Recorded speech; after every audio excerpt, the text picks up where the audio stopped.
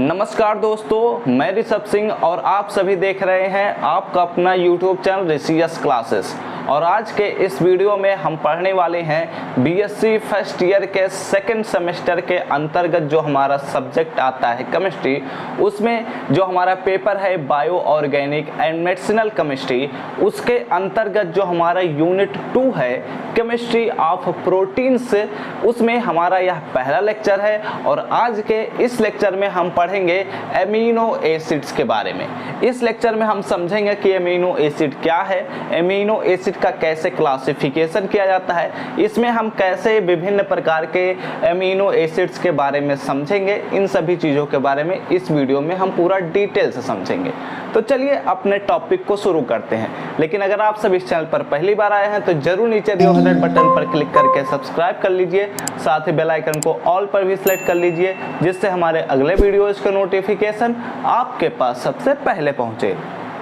चलो अब हम अपने टॉपिक की शुरुआत करते हैं। देखो, हम जैसा कि आप सभी को पता है कि हमारा जो यूनिट 2 है, इसका जो नाम है केमिस्ट्री ऑफ प्रोटीन्स, ठीक है। तो अगर हम यह बात करें कि केमिस्ट्री ऑफ प्रोटीन्स के अंतर्गत हम एमिनो एसिड्स के बारे में क्यों समझ रहे हैं, यह सवाल उठना चाहिए। तो इसका जवाब यही है कि जो प्रोटीन्स होते हैं, ठीक है, सुनना मेरी बात को ध्यान से सुनना, जो प्रोटीन्स होते हैं वो एक्चुअली एमिनो एसिड से ही मिलकर बने होते हैं। मैंने क्या कहा कि जो प्रोटीन्स होते हैं वो एमिनो एसिड से मिलकर बने होते हैं। यानी कि अगर जो हमारे प्रोटीन्स हैं उनका हाइड्रोलिसिस किया जाए तो हमें एमिनो एसिड प्राप्त होगा। तो इसलिए हम एमिनो एसिड के बारे में पहले समझेंगे, जिससे हम प्रोटीन्स के बारे में अच्छे से समझ सकें, ठीक है। और अगर मैं थोड़ा और सिंप्लीफाई करूं तो जो हमारे प्रोटीन्स होते हैं वो एक्चुअली एमिनो एसिड के अंदर अल्फा एमिनो एसिड से बने होते हैं। तो अल्फा, बीटा, गामा, डेल्टा, ऐसे विभिन्न प्रकार के जो एमिनो एसिड्स होते हैं इनके बारे में हम आगे समझेंगे। लेकिन चलो यहाँ पर हम सबसे पहले समझते हैं कि एमिनो एसिड्स क्या होते हैं, ठीक है। ध्यान से सुनना, धीरे धीरे करके पढ़ते हैं, ठीक है। यूनिट फर्स्ट कंप्लीट ही हो चुका है, यूनिट 8 भी हम लोगों ने पढ़ लिया है कि यूनिट 8 में क्या क्या चीज़ें हैं, जो सिंथेटिक डाई था। तो अब यूनिट 2 की शुरुआत कर रहे हैं और यूनिट 2 के बारे में हम पढ़ेंगे, ठीक है। देखो यहाँ पर एमिनो एसिड्स क्या है, सबसे पहले समझो, ठीक है। देखो, जो हमारा एमिनो एसिड होता है वो एक्चुअली यहाँ पर नाम से थोड़ा स्पष्ट होगा। देखो, मैं फिर से वही जो चीज़ें समझाया हूँ उन चीज़ों के बारे में थोड़ा और डिटेल चलता हूँ। अगर हम बात करें प्रोटीन्स के बारे में, प्रोटीन्स, ठीक है, तो ये हमारे पास हैं प्रोटीन्स। अगर हम प्रोटीन्स का एक्चुअली अगर हम हाइड्रोलिसिस करा दें, हाइड्रोलिसिस, ठीक है, तो हमें अल्फा एमिनो एसिड प्राप्त होता है, ठीक है। इसी वजह से हम एमिनो एसिड के बारे में पढ़ रहे हैं। तो जो एक तरीके से और भी कह सकते हैं कि अगर विभिन्न प्रकार के एमिनो एसिड का पॉलीमर ले लिया जाए या फिर बहुत सारे अल्फा एमिनो एसिड का एक रिएक्शन ले लिया जाए या फिर उनके योग से एक पॉलीमर बनाया जाए तो उससे हमें एक प्रोटीन प्राप्त होता है, ठीक है। अब देखो, हम अपने इस चैप्टर में प्रोटीन के बारे में क्यों पढ़ेंगे। तो जैसा कि आप सभी को पता है कि हमारे पेपर का नाम है बायोकेमिस्ट्री, और जब हमारा पहला लेक्चर पढ़े थे हम लोगों ने बायोमॉलिक्यूल्स में, जो हमारा कार्बोहाइड्रेट का लेक्चर था, उसमें मैंने आप सबको बताया भी था कि जो हमारे बायोमॉलिक्यूल्स होते हैं, यानी कि जो हमारे शरीर के लिए ज़रूरी मॉलिक्यूल्स होते हैं, उन्हीं के बारे में हम इसके अंतर्गत पढ़ेंगे। तो जो प्रोटीन्स होता है वो हमारे शरीर के लिए बहुत ही इंपॉर्टेंट होता है, इसलिए हम इसके बारे में पढ़ेंगे। और जो प्रोटीन्स होते हैं वो अल्फा एमिनो एसिड से मिलकर बने होते हैं, इसलिए हमें अल्फा एमिनो एसिड के बारे में समझना जरूरी है, ठीक है। अब चलो आगे बात करते हैं और कुछ चीज़ें और मैं बताना चाहूँ तो अगर आप लोग ऐसे तरीके से भी समझ सकते हैं, अगर प्रोटीन हमारे लिए बहुत ज़रूरी है, यह बात समझ जाना कि प्रोटीन ही हमारे लिए बहुत ज़रूरी हैं। तो प्रोटीन हम 2 तरीके से प्राप्त कर सकते हैं। अगर आप नॉनवेज हैं तो आप आराम से मीट मछली से आराम से बहुत ज़्यादा प्रोटीन्स पा जाते हैं, उससे कोई समस्या की बात नहीं है। लेकिन अगर आप वेज हैं तो उसमें आपको दाल खाना चाहिए, चावल खाना चाहिए और पनीर खाना चाहिए, सबसे ज़्यादा ज़रूरी वही होता है। प्रोटीन्स हमारे लिए बहुत ज़रूरी हैं, हमारे स्किन के लिए, हमारे हेयर के लिए, हमारे लिए सभी चीज़ों के लिए बहुत ज़रूरी है। हमारा शरीर अंदर से ही 12 से 13 प्रकार के प्रोटीन्स का निर्माण कर देता है। तो सोचो कितना ज़रूरी होगा प्रोटीन हमारे शरीर के लिए। ठीक है, तो चलो यहाँ पर समझो, जो हमारे अब प्रोटीन्स से अल्फा अमीनो एसिड प्राप्त कर लिए। तो अगर हम अल्फा अमीनो एसिड के बारे में बात करें तो एक्चुअली जो हमारा अमीनो एसिड होता है, ठीक है, उसका अगर हम स्ट्रक्चर के बारे में बात करें तो यहाँ पर लिख सकते हैं कि ये हमारे पास एक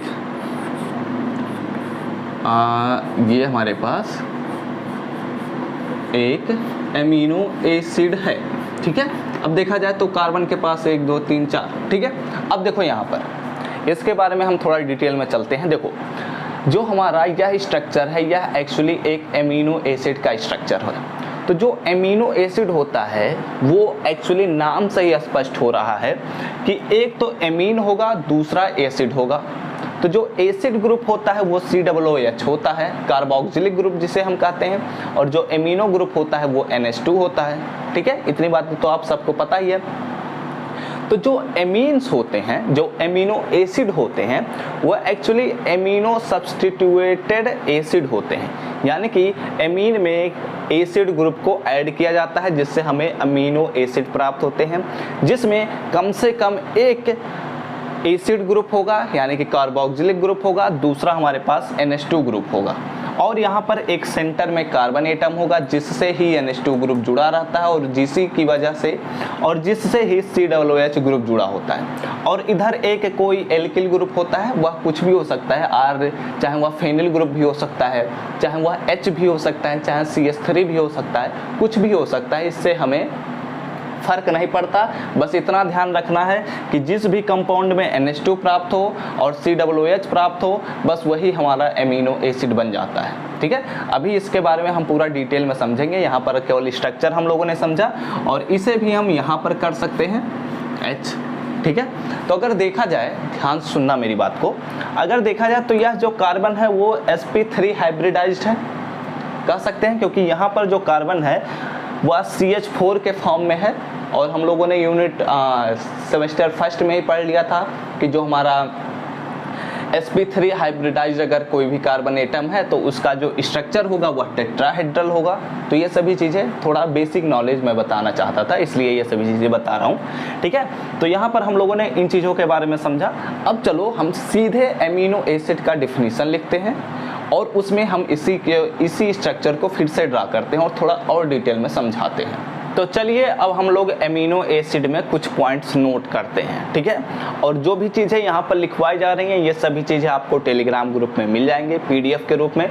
तो अगर आप लोग चाहते हैं नोट्स बनाना, अभी नहीं बना रहे हैं, तो आप लोग लिंक डिस्क्रिप्शन में मिल जाएगा टेलीग्राम ग्रुप का, वहाँ पर ज्वाइन कर लीजिए। अब चलो यहाँ पर हम समझते हैं कि एमिनो एसिड क्या होता है। तो amino acids are the amino substituted acid. जो एमिनो एसिड होते हैं वो एमिनो सब्स्टिट्यूटेड एसिड होते हैं जो कंटेन करते हैं, containing both amino groups and carboxylic groups. ठीक है, इसी प्रकार के कंपाउंड को हम कह सकते हैं कि यह एमिनो एसिड है।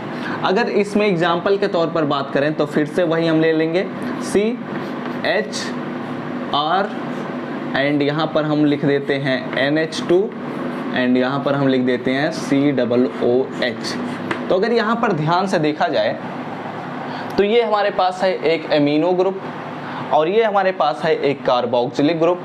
तो यहाँ पर आप लोग लिख भी लीजिए कि एमिनो ग्रुप एंड ये हमारे पास है कार्बोक्सिलिक ग्रुप, CARBOXLY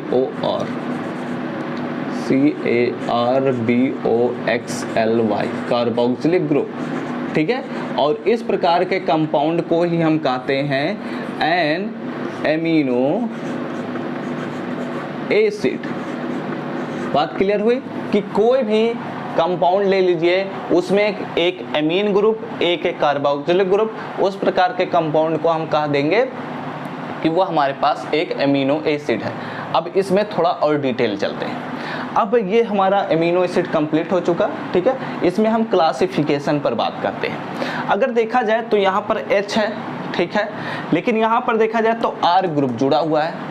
तो R ग्रुप की जगह पर हमने बताया आप सभी को, यहाँ पर H भी हो सकता है, यहाँ पर फेनिल ग्रुप भी हो सकता है, यहाँ पर CH3 भी हो सकता है, कुछ भी हो सकता है।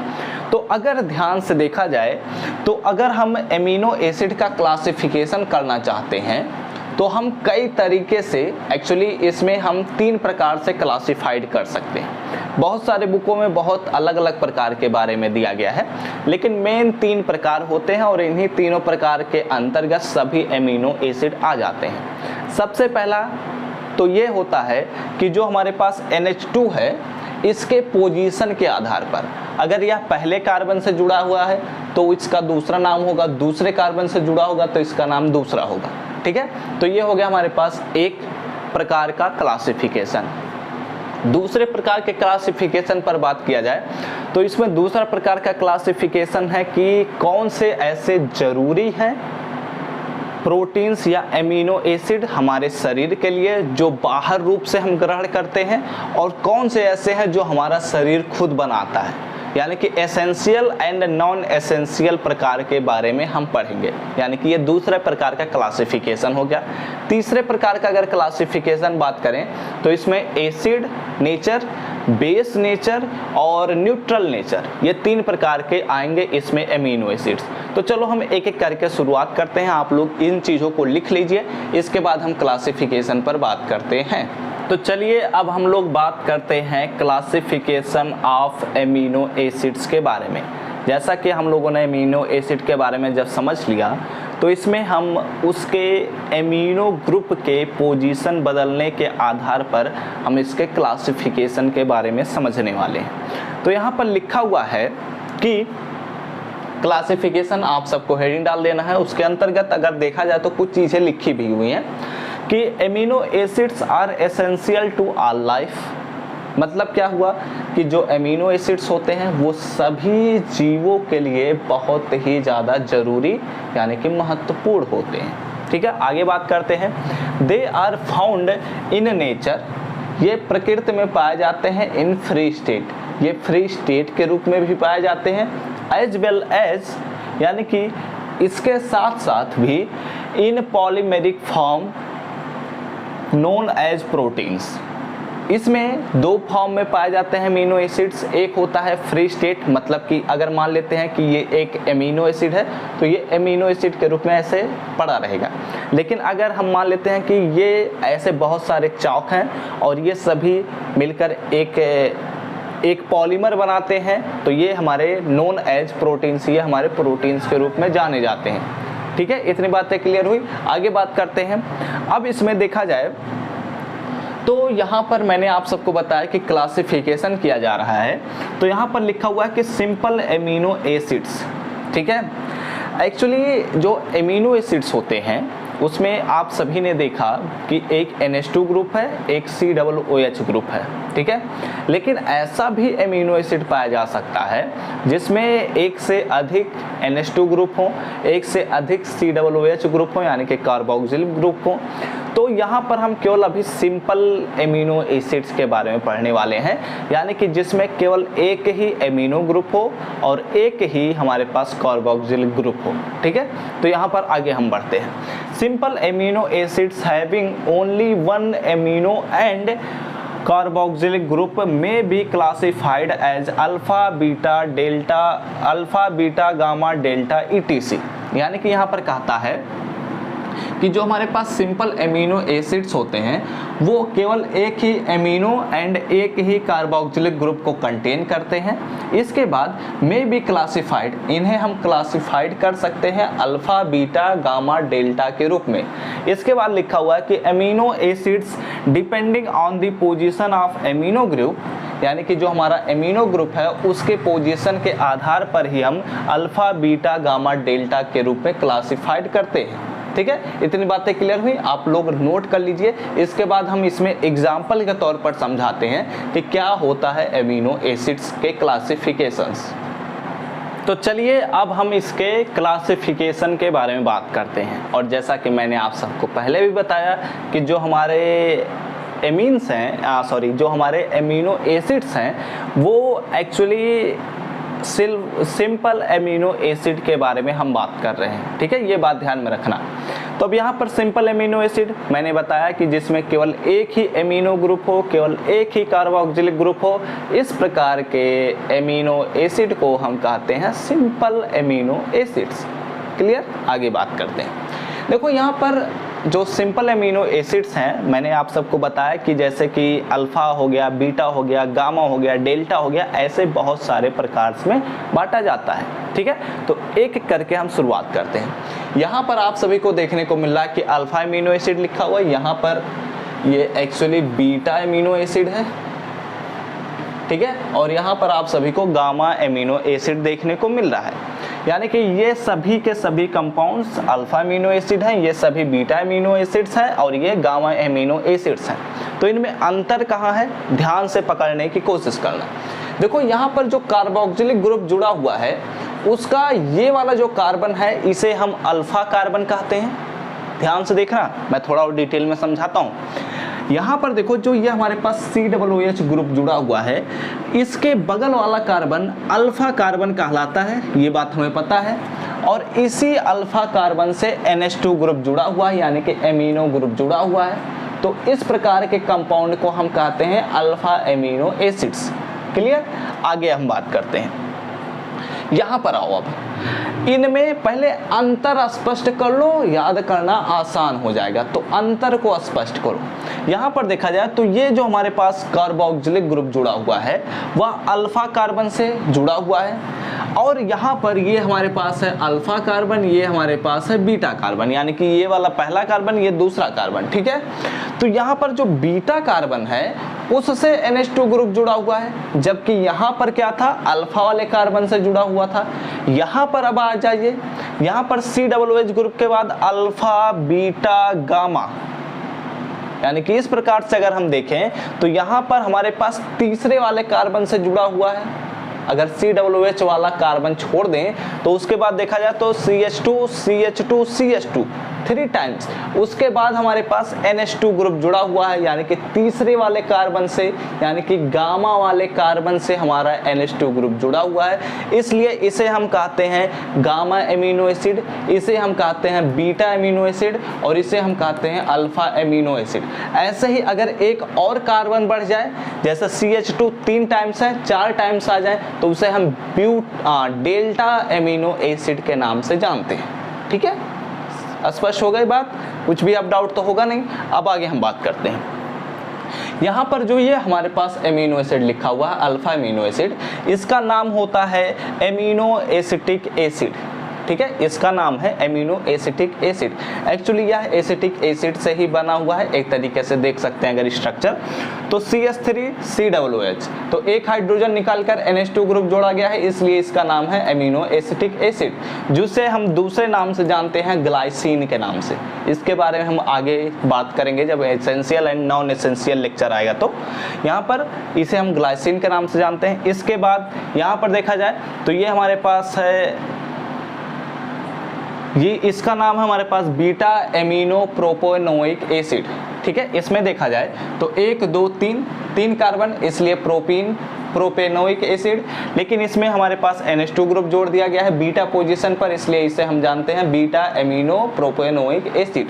ठीक है, इसके बाद आगे बढ़ते हैं। यहाँ पर देखा जाए तो 1 2 3 4 यानी कि ब्यूटेरिक एसिड है या ब्यूटेनॉल है। ठीक है, तो ब्यूटेनॉल नहीं, ब्यूटेनोइक एसिड है। तो यहाँ पर NH2 ग्रुप गामा वाले पोजीशन से जोड़ा गया है, इसलिए इसे हम कहते हैं गामा एमिनो ब्यूटेरिक एसिड।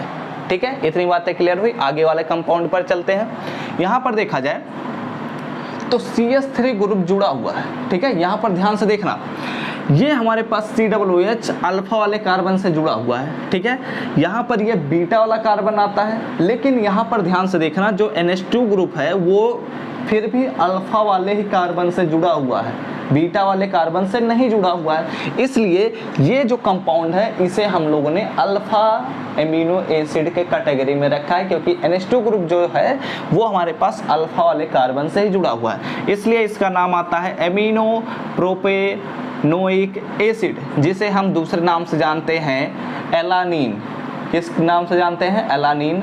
और यहाँ पर तीसरा कंपाउंड आता है जिसमें CH2OH के साथ जो हमारा अल्फा कार्बन है, बीटा कार्बन है और गामा कार्बन है। लेकिन यहाँ पर NH2 ग्रुप जो है वह अल्फा कार्बन से जुड़ा हुआ है और इसमें फेनिल ग्रुप भी जुड़ा हुआ है, इसलिए इसे हम कहते हैं अल्फा एमिनो, क्योंकि अल्फा पोजीशन पर एमीन जुड़ा हुआ है तो alpha amino.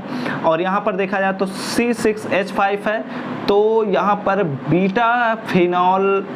Beta phenyl propanoic acid, जिसे हम दूसरे नाम से जानते हैं फेनिल प्रोपेनोइक एसिड।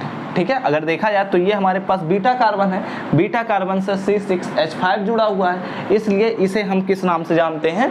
इसलिए इसे हम जानते हैं alpha amino beta phenyl propanoic acid. ठीक है, और इसे हम दूसरे नाम से जानते हैं फेनिल एलानीन। हो सकता है आप सबको क्लियर ना दिख रहा हो, इसलिए मेरे शब्दों पर गौर करना। इसे हम कहते हैं फेनिल एलानीन। अब इसके बाद हम बात करते हैं बीटा एमिनो एसिड पर। तो ये आप लोग समझ गए। यहाँ पर आते हैं, यहाँ पर देखा जाए तो COOH है, उसके बाद अल्फा कार्बन, बीटा कार्बन से NH2 ग्रुप जुड़ा गया है, इसलिए बीटा एमिनो। ठीक है, इसके बाद देखा जाए तो 1 2 3 4 यानी कि ब्यूटेरिक एसिड। क्लियर, आगे बात करते हैं। COOH जो है वो 1 2 3 तीसरे वाले कार्बन से जुड़ा हुआ है, इसलिए इसे हम गामा एमिनो कहेंगे। 1 2 3 4 5 इसलिए इसे हम पेंटोनोइक एसिड कहेंगे। बात क्लियर हो गई। तो यहाँ पर हम लोगों ने समझ लिया कि सिंपल एमिनो एसिड्स में अल्फा क्या होता है, बीटा क्या होता है, डेल्टा क्या होता है, गामा क्या होता है, ये सभी एमिनो एसिड का हम लोगों ने इस वीडियो में क्लासिफिकेशन किया है। ठीक है, तो अब इस वीडियो को यहीं पर हम समाप्त करेंगे। अगले वीडियो में हम बात करेंगे एसेंशियल एमिनो एसिड के बारे में और दूसरा acid base and neutral amino acid के बारे में। ठीक है, तो आई होप आप सबको यह वीडियो पसंद आया होगा और इस वीडियो के जो भी आपको नोट्स रहेंगे वो आपको टेलीग्राम ग्रुप में मिल जाएंगे, वहाँ पर आप लोग पढ़ लीजिएगा।